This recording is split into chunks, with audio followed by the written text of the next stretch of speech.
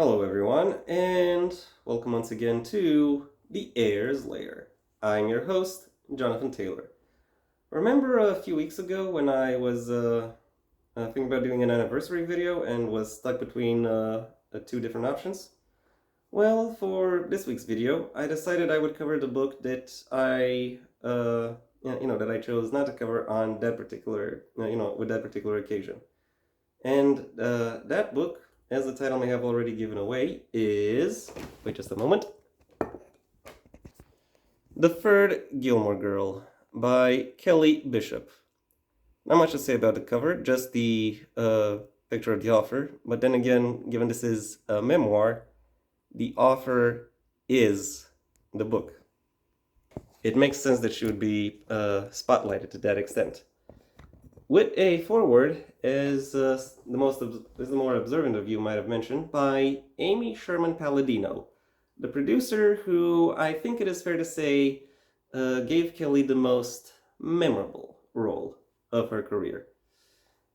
I do, however, have to issue perhaps a little bit of an apology from going back to that anniversary video, because the reason I didn't choose Kelly's book on that occasion. Rather, I chose the book that her TV daughter wrote, was because I was concerned that maybe Kelly would have used ghostwriters to write her book. After having now read it, I can safely say that that is not the case, because the words that are used within this book are unmistakably those of its author. And I don't mean word choice here, but I'm talking stuff like delivery, flow, cadence.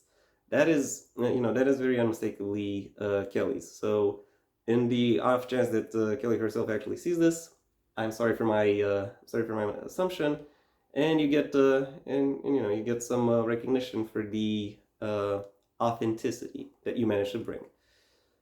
Is that all that I can that I can say in favor of this book?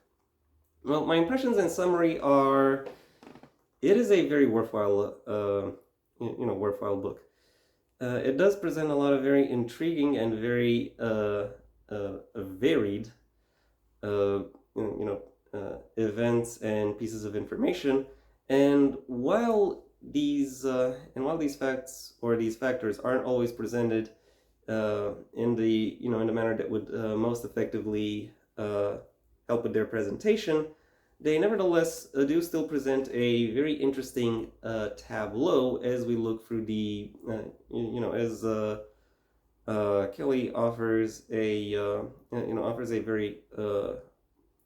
very broad but also very intriguing look into her surprisingly eclectic life and career.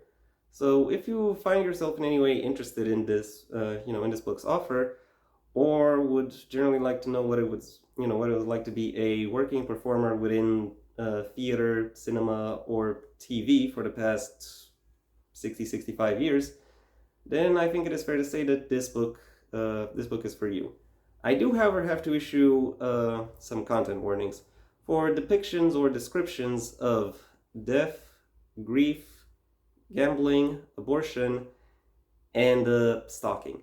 These are small parts of the book, all things considered, but they are still present enough to the point where I feel the need that I should mention them. And now that I'm done with the broad impressions of this book, it's time I delved into some specifics.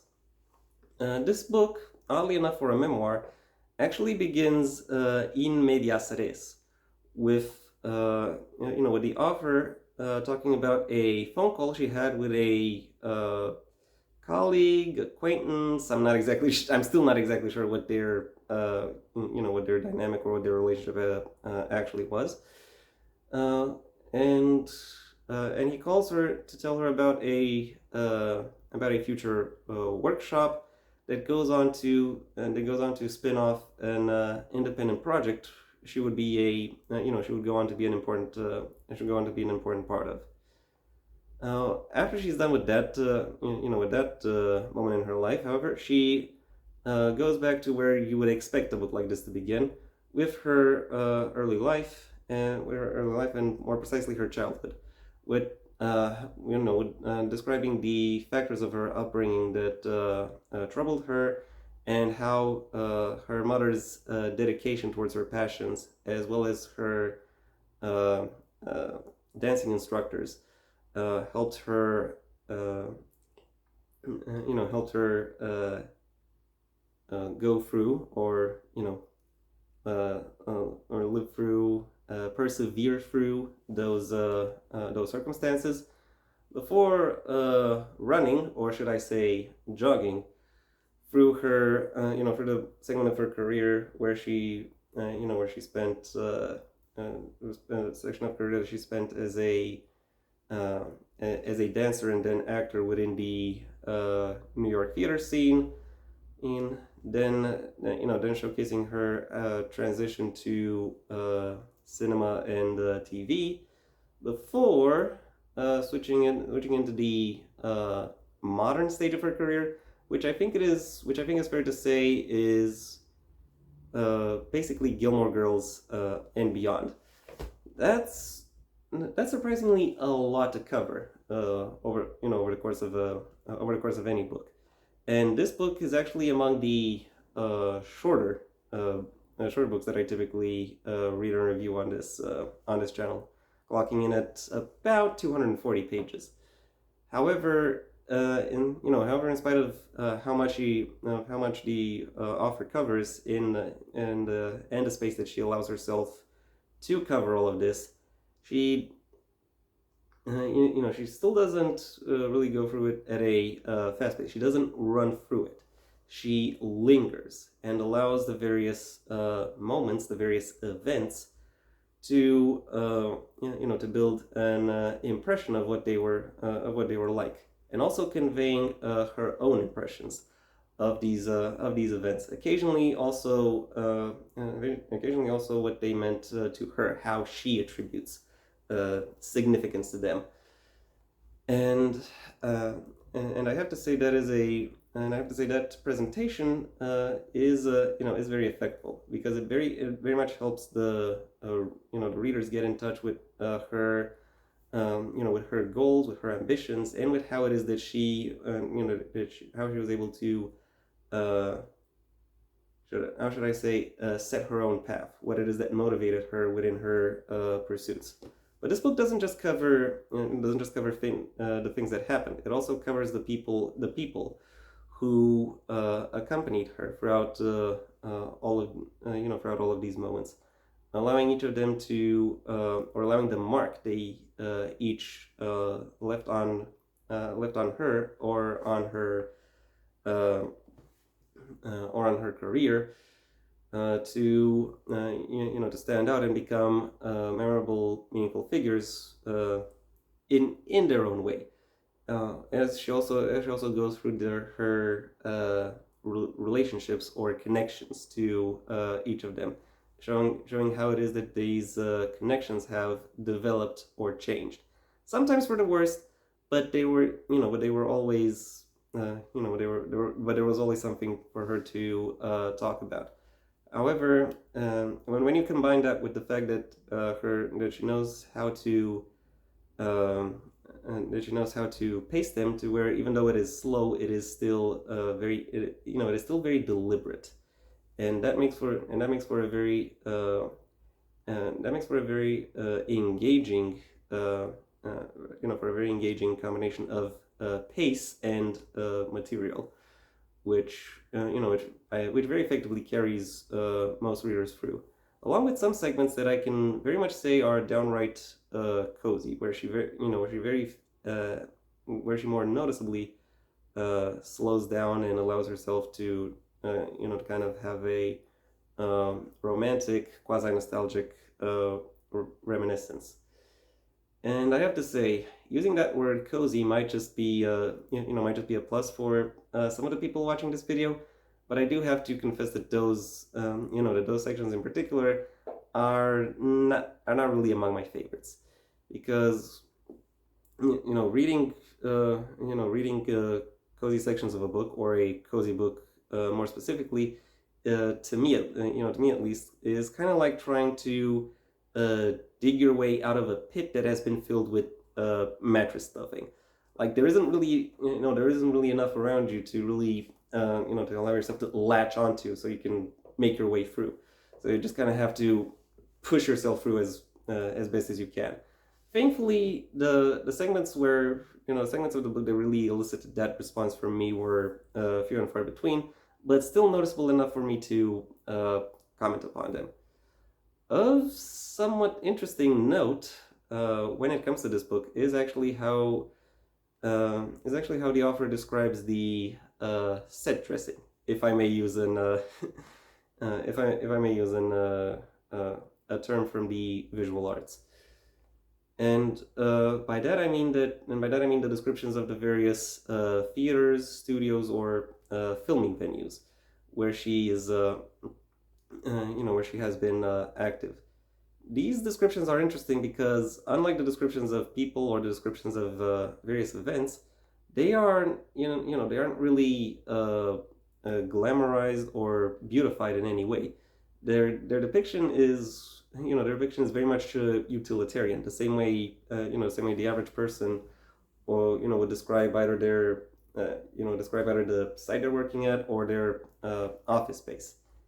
And then you realize, well, yeah, that's kind of the point, because that is her, that is her office space. That is, that is how she makes her income or how she has made her income as a working performer. And it is for that reason that she takes this very utilitarian, pragmatic approach to, to those places, not allowing herself to invest too much of her, too much of her emotions into those, into those areas, into those venues.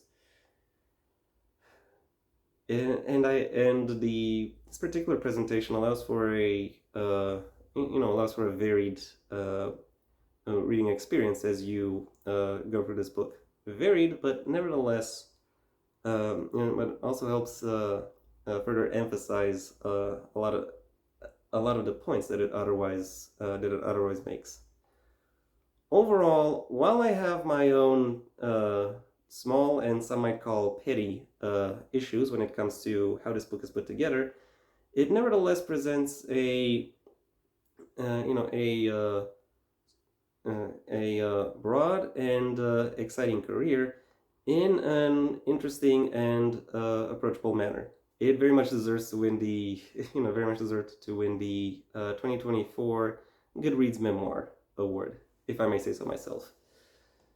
My final rating for the third Gilmore Girl is a 4 out of 5. And yeah, that was my review. Thank you very much for your attention. If you enjoyed it, well then please like the video, maybe even share it wherever you think other people will also like the video. If there is anything you'd like to add, either to the book itself or to my review of it, that's what the comment section is for. And if you want to see when my next video gets released, well then please subscribe. And ideally also ring the bell or do whatever else YouTube will ask of you in order to keep you notified. My books, the first of my own Heir to the Empire series, The Next Generation on a Path Not Taken, are available at various book retailers under their respective master links in the description down below. Right past my social media links, which I suggest you check out should you choose to. And given my third book is on the way, now might be as good a time as any to to actually make that choice, because I might have more reasons, more reasons for you to make that choice. As in, I'll be posting more about it, possibly. I also have a second channel where you can hear me talking about whatever else crosses my mind, that will typically still be related to narrative analyses or presentation analyses, but of works outside of the print medium. So if that sounds interesting to you, well then go ahead and check it out. The link is right over there. If, however, you want to hear more about my thoughts on the print medium and selected works therein, well then I suggest you stay on this channel and go through my extensive backlog of book reviews, writing advice, and miscellaneous connected topics. If that doesn't interest you either, then I suggest you go ahead and do whatever you want the rest of your day, because it is your day after all. And yeah, that was it for me. So until next time, I am Jonathan Taylor, and this has been The Heir's Lair.